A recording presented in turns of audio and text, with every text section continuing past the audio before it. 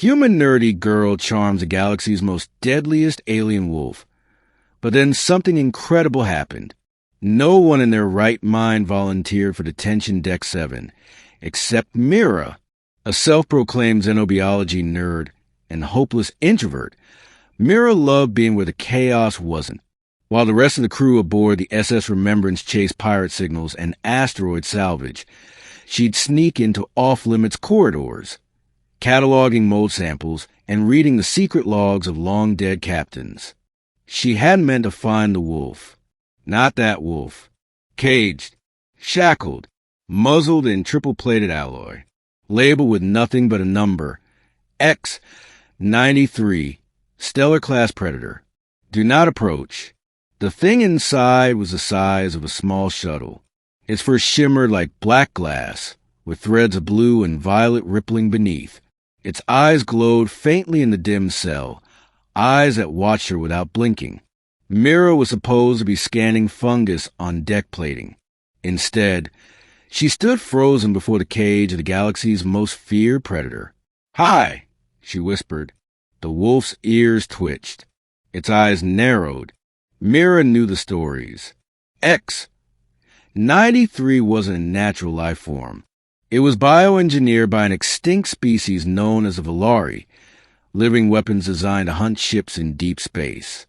One pack had wiped out an entire fleet before disappearing into the black.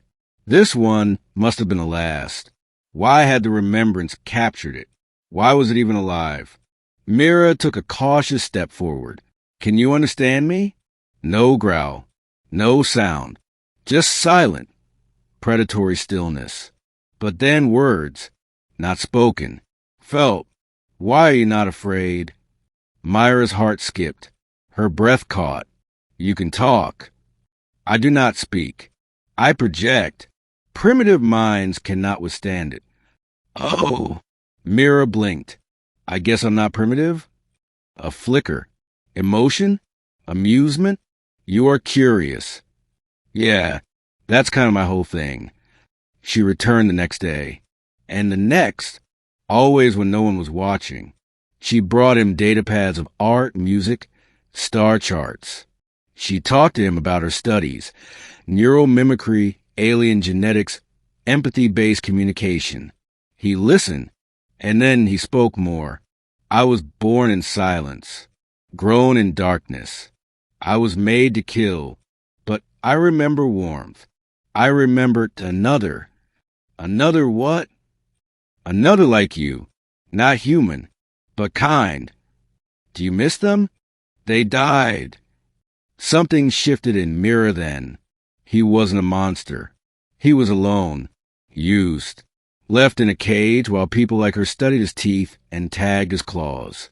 "You deserve more," she whispered. No one ever said that.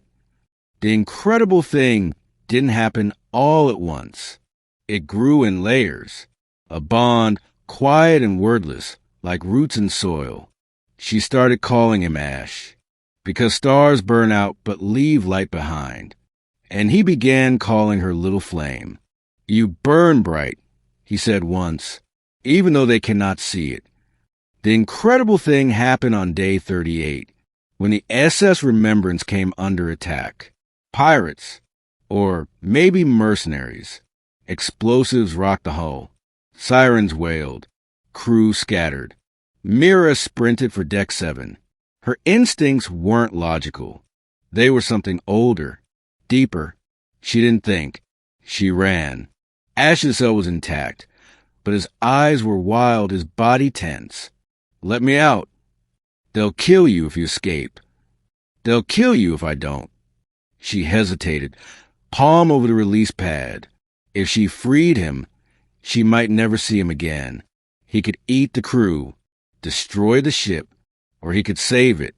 She pressed her hand down. The cage opened. Ash stepped out, not with fury, but with precision. He looked down at her. "You're not afraid." "No," she said. "I trust you." He surged forward, past her, into the flames and smoke. And Mira followed. What happened next became a legend. Ash didn't kill the crew. He protected them. His speed, his teeth, his psychic abilities, he turned the tide against the boarding party in minutes. But only because Mira stayed beside him, grounded him. When the soldiers came to sedate him afterward, he didn't fight. He looked only at Mira. Will they chain me again? They better not, she said, standing between him and the rifles. Not while I'm here. Weeks passed.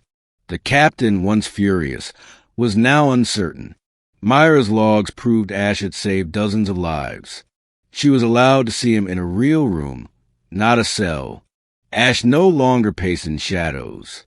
He lay with his head in her lap while she read him old Terran fairy tales. He didn't smile. He couldn't. But Mira knew when he was content. One night, she asked softly, "Do you still think you were made only to kill?" He didn't answer at first.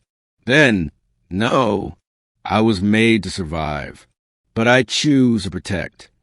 "You're more than a weapon," she said. "You're family now." "You are mine," he replied. "My flame, my alpha." Her breath caught. "I thought wolves didn't need alphas anymore." "I do."